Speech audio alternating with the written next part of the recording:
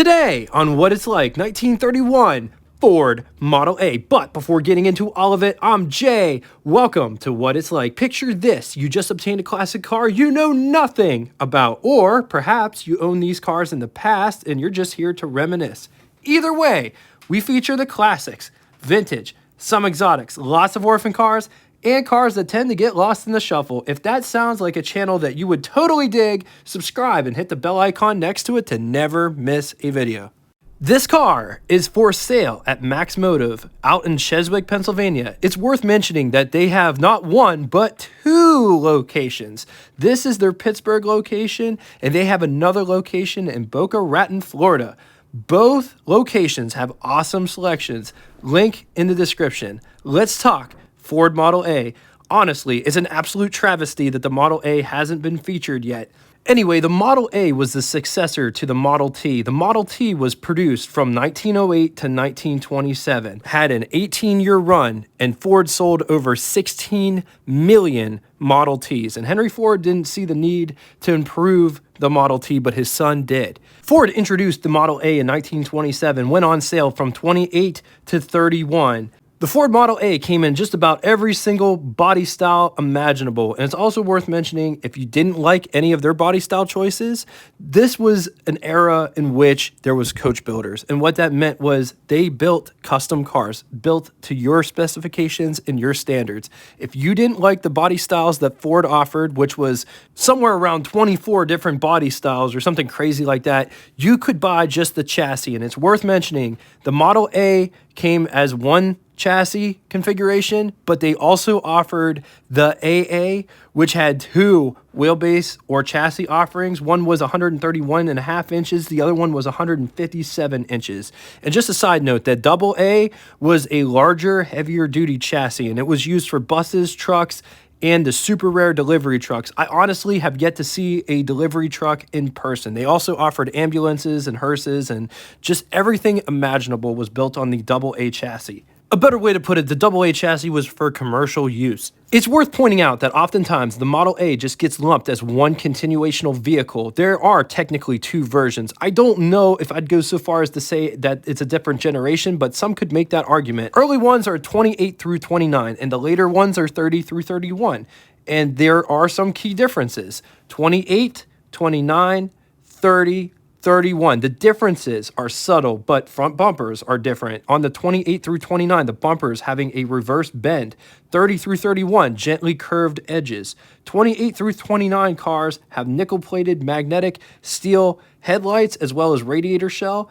Bodies have a two-piece firewall with horizontal seam, three-piece firewall on the four-door and cabriolets. On the 1930 through 31 cars, headlights were stainless and more rounded at the back. The radiators were taller and they were made of stainless as well, and it had a seamless firewall. While doing research for this video, I was always under the impression that the 28s and 29s were smaller than the 30s and 31s, but I couldn't find any information to back that up. If you know the answer to that question, in the comment section below. The easiest way to decipher the difference between a 30 and 31 model is Ford changed the instrument panel. Gauge cluster, binnacle, whatever you want to call it. This is what it looked like from 28 to 30, and this is what it looked like for 31. Before getting into some of the bodies that Ford offered, it's worth mentioning that they started their standard and deluxe program around 1930. So a lot of these bodies could be had as a standard coupe or a deluxe coupe, or a standard Phaeton or a deluxe Phaeton. So I'm just going to go through some of these. We're not going to hit every single one. It's also worth pointing out, for example, the four-door sedan. Ford offered their version of the four-door sedan, but they also worked with coach builders like Briggs and Murray, which would build their own bodies and Ford would sell them. So three different four-door configurations just with that alone. The 1931 Model A could be had, but not limited to, Phaeton, Roadster, Sports Coupe, two-door sedan, four-door sedan, four-door sedan with slant windshield, town sedan, cabriolet, town car, wagons, Victoria Coupe, leatherback, steelback, blindback, truck, and the coupe. Like I said, there is a lot of bodies on offer, and there was a lot more left on the table that I did not mention, but we could literally be here all day talking about all of the different body styles that Ford offered in 1931. The Ford Model A was designed by a team of people led by Edsel Ford. Let's talk specs. It's 165 inches long, 67 inches wide. It rides a wheelbase of 103.5 inches long. It weighs 2,150 pounds, which is conflicting information. It's somewhere around there. Price, $490, which is equivalent to you spending $9,597.26 in the year 2022. Just think about that. That car is less than 10 grand for a brand new car. Total 1931 Model A production was 541,615 units. Total Model A line production was 4,858,644 units. Moving on to engine. So Model A offered every single body imaginable, but only offered one engine. 201 cubic inch displacement flathead inline 4, 3.3 liters. It's good for 40 brake horsepower, 128 pound-feet of torque with a bore of 3.9 inches and a stroke of 4.3 inches. Compression, 4.22 to 1, 3 main bearings. It came with a 3-speed manual. Average miles per hour was generally 50 to 55, but it depended on rear end. It depended on a couple other caveats, which we're about to get into. Average fuel consumption, once again, depends on transmission and all that, between 16 and 19 miles to the gallon. Theoretical top speed, up to 75 miles per hour. Let's talk transmissions. The Ford Model A came standard with a 3-speed manual transmission that was a floor-mounted unit, but it wasn't the only option. It was possible to get an auxiliary transmission. 2 types were on offer, underdrive and overdrive. And honestly, this isn't a new concept. The Model T could be had with an auxiliary transmission as well. Could be mounted in the front or the rear, the auxiliary transmission could.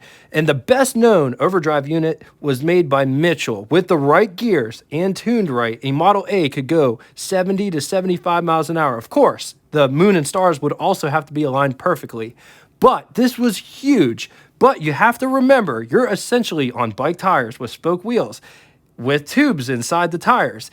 And the brakes. The brakes used in the Model A are the old style mechanical brakes. And I'm not talking hydro brakes. I'm talking before hydro brakes. They're not cable brakes, but when you push the brake pedal down, it engages push rods, and the push rods activate the drums. It's crazy to think that that's the way that this works, but that's the way that this works. And it's crazier to think even still it was like this for Ford until 1939. Let's talk about styling. Just notice how this car is designed. I absolutely love the lines of this Model A. Just check out how the fenders come back. Notice how wide they are too. It tapers into the body back here, so it's not as wide here as it is up here.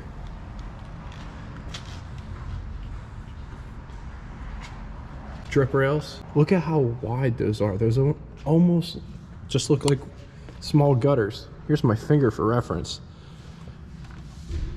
They get smaller and smaller and smaller as time goes on, and then eventually they totally disappear altogether. Something I never really realized before, but this has a hood on it, like almost like a visor. Notice the top.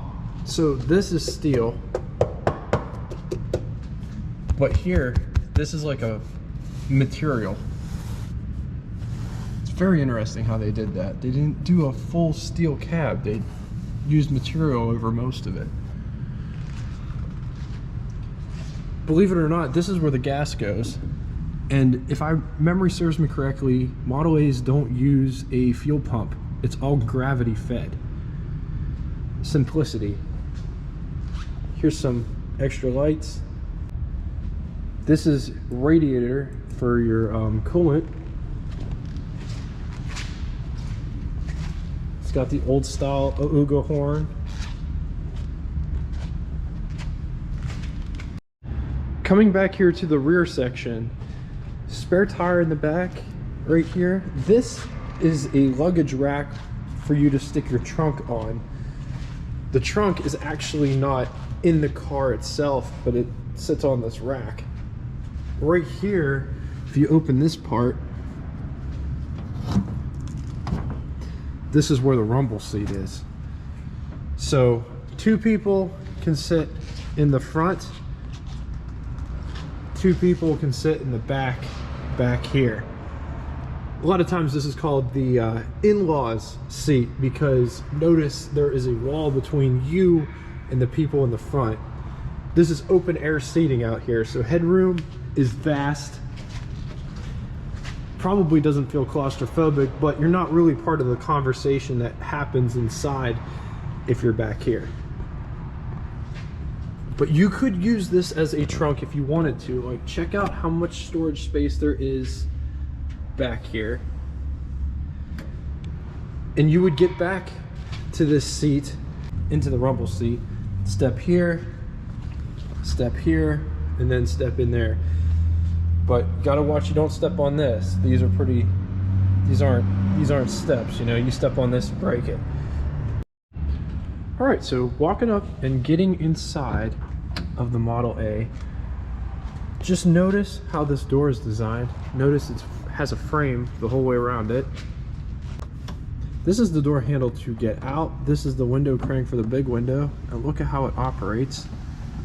It's just a big square piece of glass. That's pretty cool. This is to lock and unlock the door. So that's locked, that's unlocked. It's got a nice door pocket inside the door panel, and this feels like mohair, the same material as the seats. It's a very nice plush feeling material. It feels so quality for the class of this car. This was like plain Jane. I shouldn't say plain Jane. This was the car for the common man or woman. Coming down inside the pedal box down here, clutch, brake, gas is this little tiny button here. This is just to rest your foot on.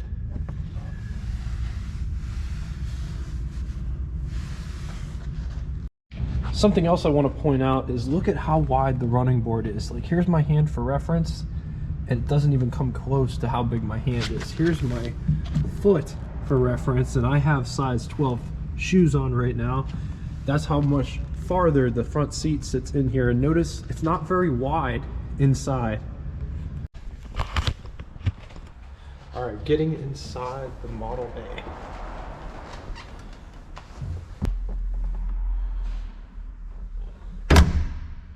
So that's what the door sounds like shutting. Here's what over the hood impression looks like. Here's what first person / over the hood looks like. There is lots of space underneath this steering wheel. There isn't that much space in the cab though. There's enough space for another person to sit here, but it would be tight. These seats are so comfortable. It's made with such plushy material. I don't know how to really describe it, but they're so soft. This is what I look like behind the wheel of the Model A. Tons of headroom. You could wear that in this car if you wanted to.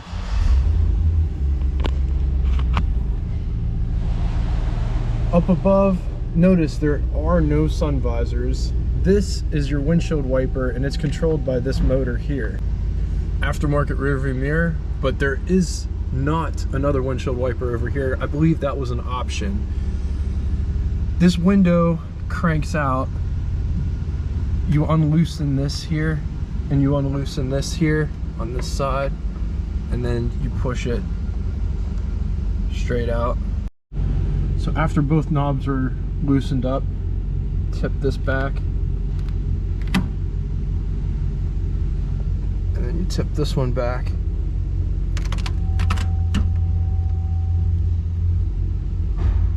And it's totally adjustable. So if you just want to open that far, that's all the further that you want to open, you could do that, or you could push it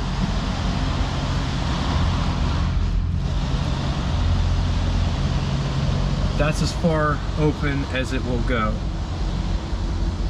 And that is your air conditioning system. It blows nice cold air up through the windshield into your face. So when that's open, it's almost like driving a motorcycle with a steering wheel. It's absolutely incredible, but I will say that it creates a lot of drag. On to the button switches and knobs. Fuel at the top, amp meter, speedometer. Notice the speedometer spins much like a 58 Edsel. Odometer right below it. Ignition to the right of it.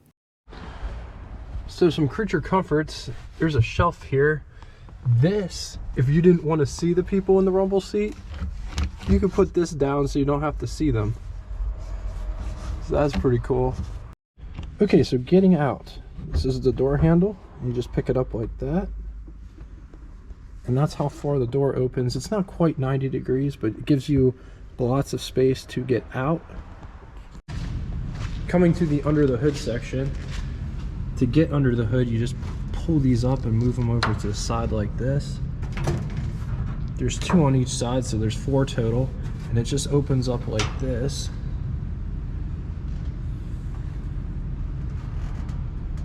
So there it is. There's the engine. This is the exhaust side, and this is your distributor. It's got a coil up there, but notice there's no wires. It just has these like copper ends that go out to the spark plug. It's very interesting.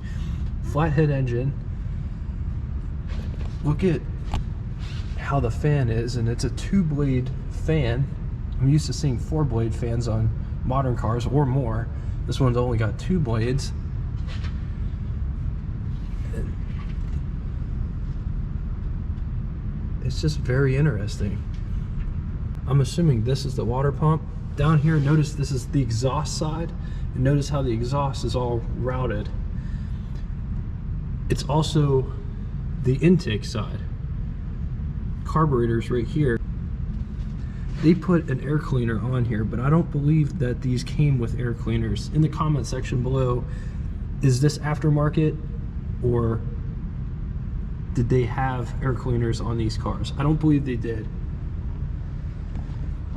This is where the fuel comes out of, and this is a shutoff valve.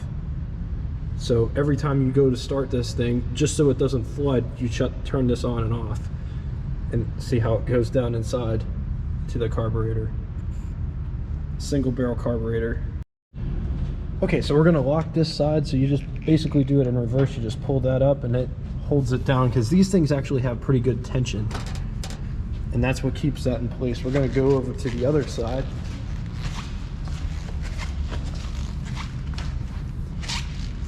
Coming to the other side, just take these off like this. And this lifts up.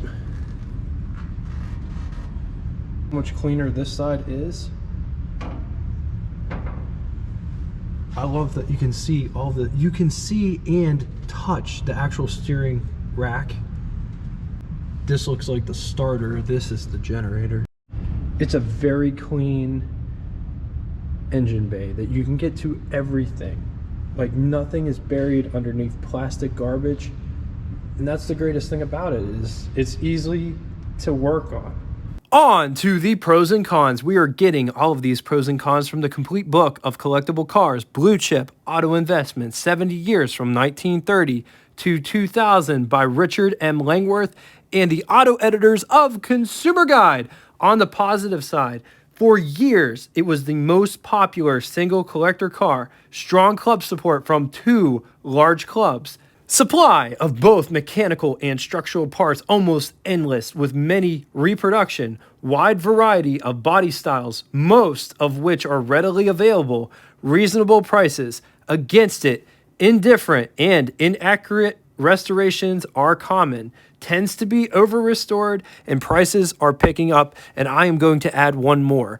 They are very kind of finicky. You have to do routine maintenance on the regular on this car. All right, on to name that tune. First person to give me both the correct band as well as song title, both correctly, first person to do so will have their comment pinned to the top of the comment section.